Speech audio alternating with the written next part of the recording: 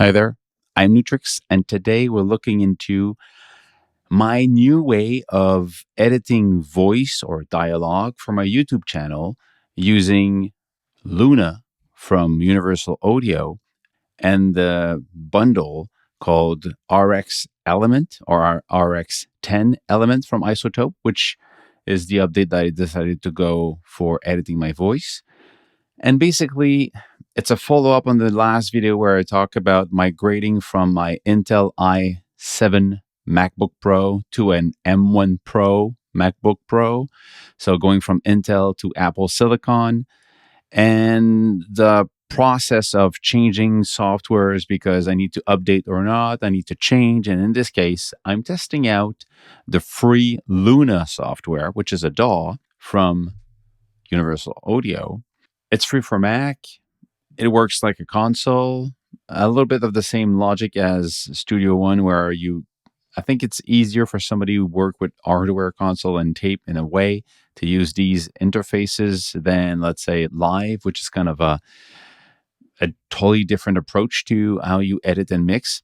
So I starting to use it. I'm learning how to use it, and I'm designing as I go along the template of my effects, my suites of effects plugin that I put on my voice. So I'll explain how I'm recording and what I'm doing to clean up my voice to be able to get to always aim for the same volume or reference when I put my video out on YouTube. That's the plan for today's video. First part, I first do all my video editing on the iPad M1 using Lumavision, but now since that Lumavision is also available on my MacBook Pro, because it's also an M1, I did this one entirely using my Mac instead of my iPad. So it's exactly the same software, doing exactly the same way. And because I work anyway on Lumavision on the iPad using a keyboard and a trackpad, using it on the Mac or the iPad is exactly the same. The only difference is when I export to the Finder instead of exporting to the internal drive of the iPad. I've got different ways of working depending on what I'm recording. Am I recording something I'm doing on a computer? So I'm doing also a screen capture with QuickTime, and I'm recording the sound from my console. I'm also recording with this microphone using, let's say, an iPad right now, which is my second camera at the same time. So I've got my first camera, which is a Sony camera, which the sound is only used for the guide. And I've got the second camera, which is my iPad. So if my first one stops or there's a problem, I've got my second one. And the voice is also recorded on the second one on the iPad. So I've got voice and image in sync. So that's the other thing that's really important is that everything you record, you should choose the same sample rate. So everything I record for video is at 48 kilohertz. So 48,000 sample per second. Same thing means the console here is at that speed. My interface is also at the same speed. When I do QuickTime screen recording, I'm recording the sound at that speed. The microphone is at that speed. And my other camera is at that speed. So when I put everything in the same session, there's no conversion and everything runs at the same speed and stay in sync. So that's the first thing. When I've got everything, I copy them at the same space. So either in the computer or on the iPad, and then I do my edit. When the edit is done, I have basically this type of interface where I have all these tracks. And the main one, which is the main track, which is basically the iPad, I have in this track only the voice. So what I do, I export all of these tracks one by one. I put them in solo by muting everything else. And I just have this track playing right now. And what I do, I export audio only, Finder. I decide to have it in PCM audio, so uncompressed. So I want to have the highest quality possible. And I export and I give it a name. Either I add something like dialogue or like this one is the dialogue, this one is the intro and the outro, this one is screen capture sound if you want, whereas this one is noise. So I could so in this case I exported, I don't know, 5 different tracks. Sometimes, usually it's 2 or 3 usually, but it can be more depending on how many devices I have and how much I want to do edit the mix after that. So when all of this is done, I have all of these exported files later into one folder. This one, I've got the Apple Silicon Part 2, Intel to Apple. So these are, I've got my voice, I've got the intro, outro, I've got 1 and 2, which are 2 different capture of the same song, because that's what I'm demoing in this video. And I want them to run at the same speed, so they're on different tracks. And I have also the noise, which I show a recording of the fan noise of my older Intel. So that's why I call it noise. So I know, but this is all information about the content of this video. Everything could change, but I always have an intro outro, because that's the bumper of the music at the beginning and at the end. And I have also my voice. So this is basically, in the minimum case, I have these 2. So I've got all of this. So I'm going to move that aside, and I'm going to open Luna. You have this screen where it connects to your account to verify that you have the right to use it. So you need internet for this. Give it a name. Let's mix YouTube V1. And then you go on the other section here on the side. You've got settings. Go verify that, okay, I'm in hardware.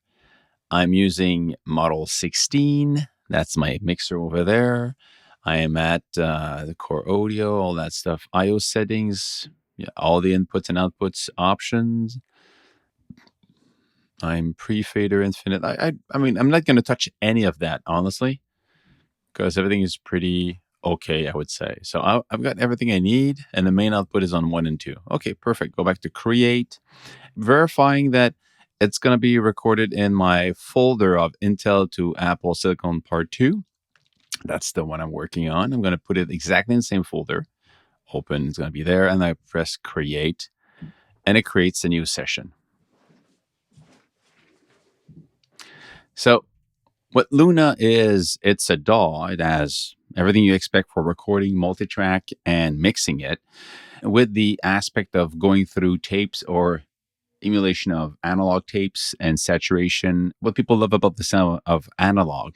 In my case, I'm using the free version. And when you start your free version trial, you've got 30 days of everything. So everything is there.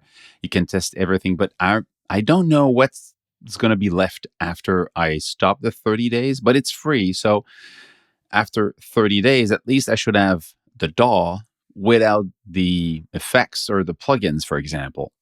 So I'm going to turn them off, because I want to prepare working like if I didn't have them. And the one that will stay, I will, try them out after. So right now I'm just removing all of these, the summing, the master tape, the console sound, and I'm just going to go with insert. So I'm going to insert my own inserts the way I want.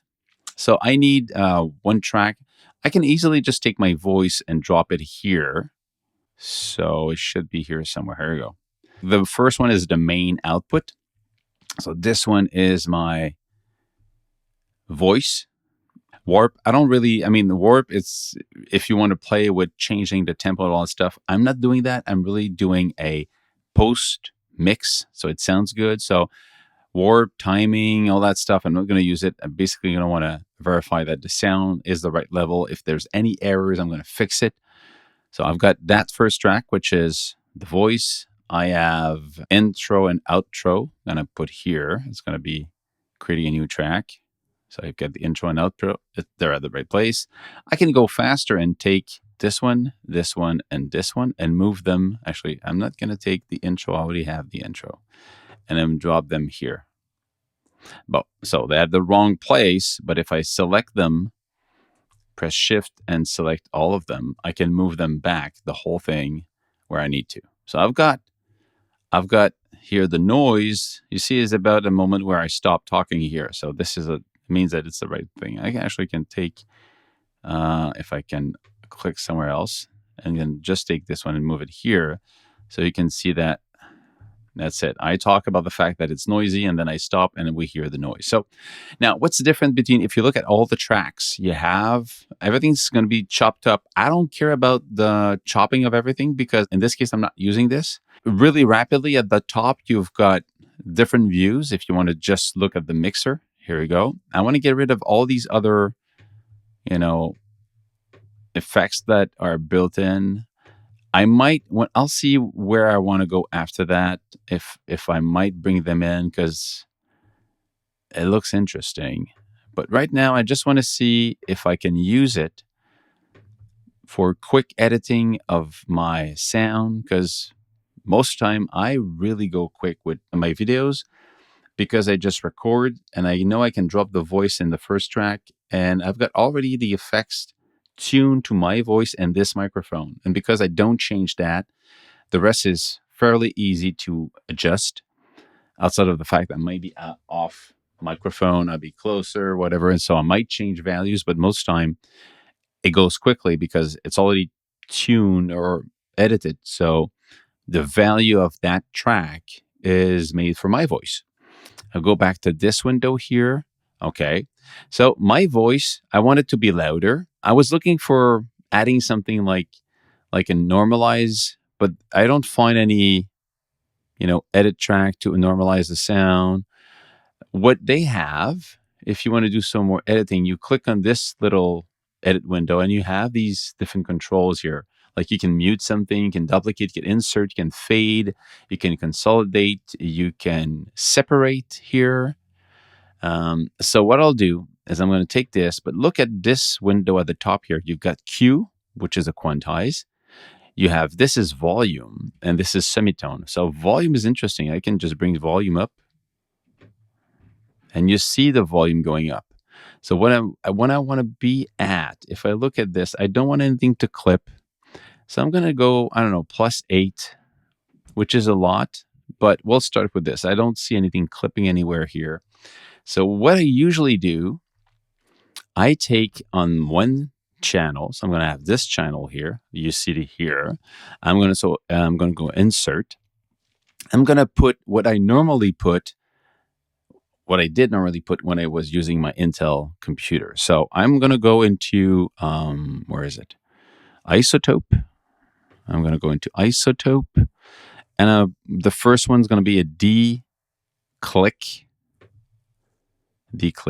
I got D-click. Okay. Second one, still Isotope, is going to be the clipper, if I need it. The next one's going to be denoiser. And the last one's going to be de-reverb. And I might move them around if I need to. But then what I do is I turn them off. I turn all of them off.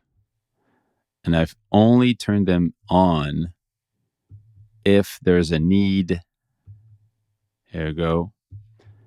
In this song. So they're always already. What I mean by that is I will tune this to the value that is more likely to work for my voice and this microphone in this room.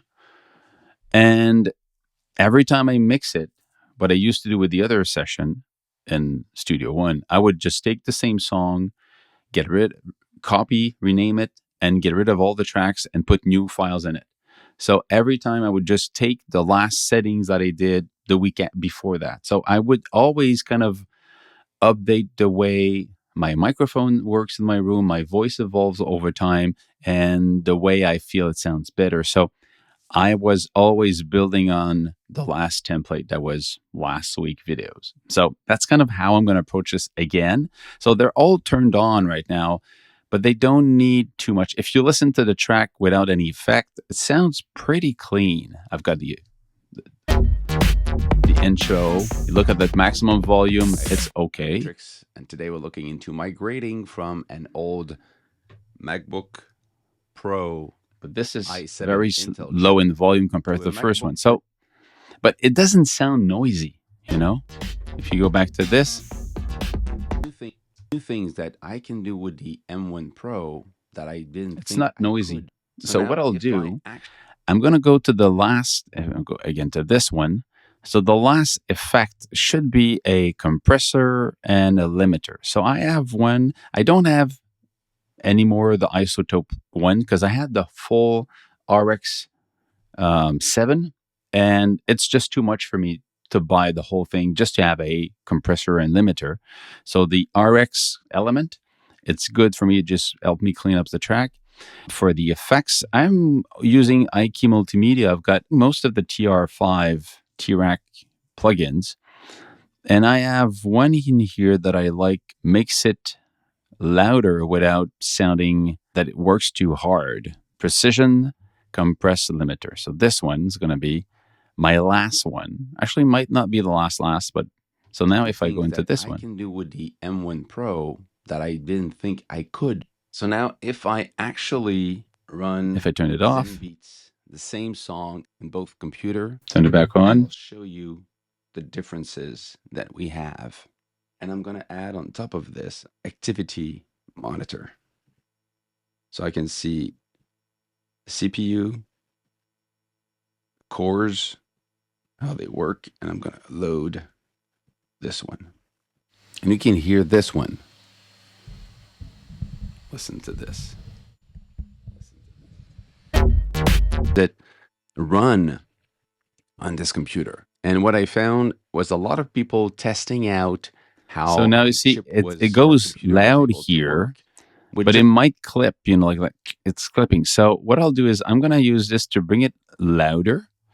But all the others, I mean, when I go like this, run on this computer. And what I found was a lot of people. I'm listening to noise between the tape, between the voices that run on. It's very clean because in Lumavision, I activated voice isolation. So it gets rid of everything else and keeps the voice.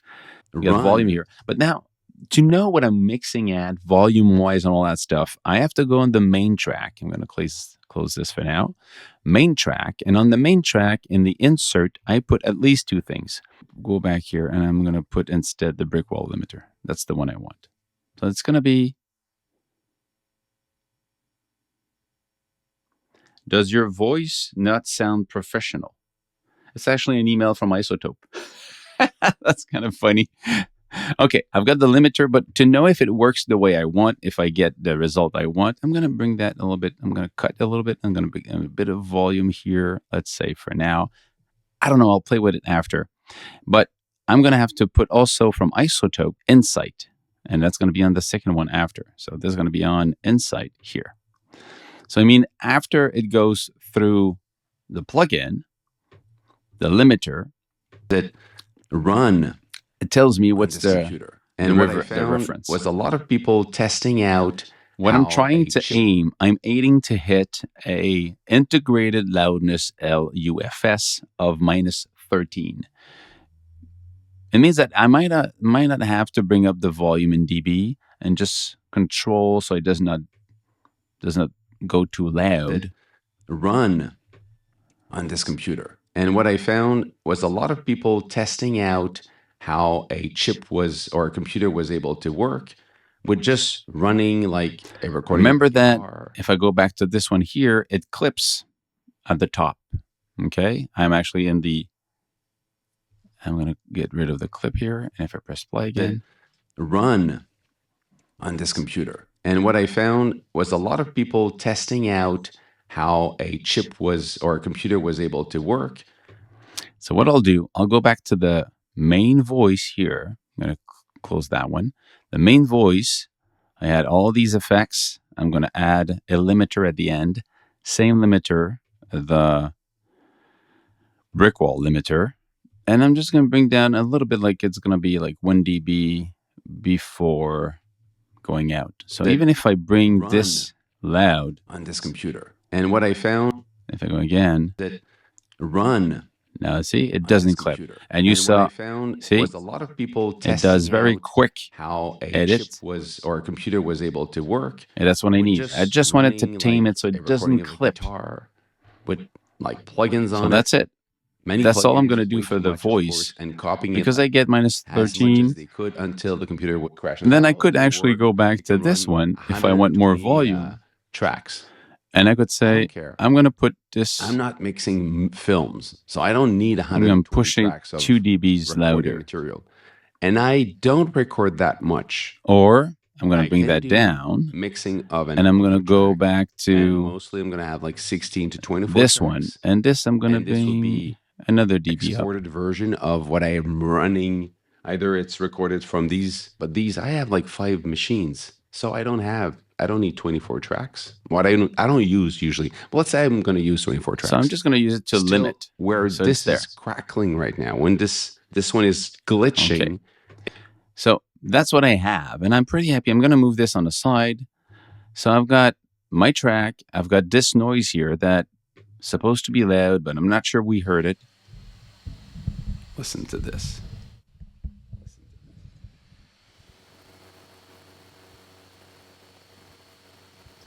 Not very loud. So I'm going to bring that in, and I'm going to boost that also, so we hear that noise very clearly. So I'm going to go back here. Listen to this.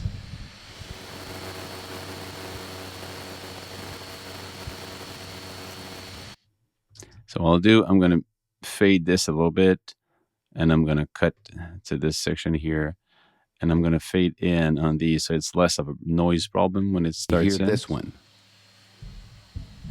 Listen to this. So that's the noise of the Intel computer. The fan is super noisy. Okay, so that's good.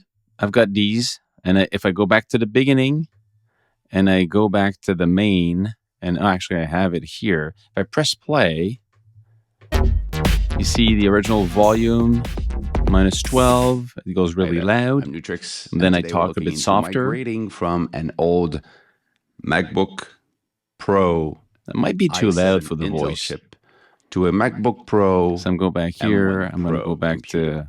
And what is actually the differences there's no volume in this one. of the two running the same song in real life? And what are the new things that I can do with the drop M1 1 dB Pro here, that I didn't? And that's going to be okay. Could. So now, if I actually, so I have this. In this case, if you go back to the voice, because the rest of it is basically mixing. I mean, I'm going to have 2 tracks. It's super easy. But if you look at these, D-Reverb, I'm not going to use it for today. The noiser, most time when I turn it on and I use it, I keep it in adaptive mode. So as go back here, if I actually in real time, it does analyze. So listen to the voice, and you'll see that there's a difference in sound. I'll show you the differences that we have, and I'm going to add on top of this activity monitor. It's kind of, so I can see it's a bit more muffled. So if I want to use it, I'm going to put it down. How they work, because in this one it doesn't need too much. And you can hear this one. Listen to this. That's the track, another track making the noise. So I have my song, and right away you see, if I turn it off, these CPUs are being used and the song's not even running. One of the problems that I had when I looked at all these videos about so it's soft, M1 subtle, to M2 and perfect. M3 I'm going to keep that. Chips. I'm going to go also listen to the declipper. First, we're talking about everything except. And I turned this on. It's and you'll see it's going to show you how many click was repaired. And that's amazing how much click you have and you don't see it. If I run a song with a lot of virtual synthesizers, how does it run? So that's the first thing I keep on this computer. And what I found was a lot of people testing out. And I don't need the clipper because was able to work. I would turn on the clipper in the case that I recorded like too loud, I screamed at it, or there was a noise that just clipped the microphone, and you declip at that point. But in this case, I don't need it. I was recording in this controlled environment, but I keep it at that place. That's where I want it to be in my signal path. So that's where it is. So it's fine. So basically after that, in this case, I'm going to have to mix and control these volumes. When it's done, I'm basically going to have to, in the top here, there's the workflow. You go back to this one and you're going to click mix down, and I'm going to mix down the song, and that song file, it was going to be one big WAV file. I'm going to drop it into Lumavision, mute every other track and only keep that one.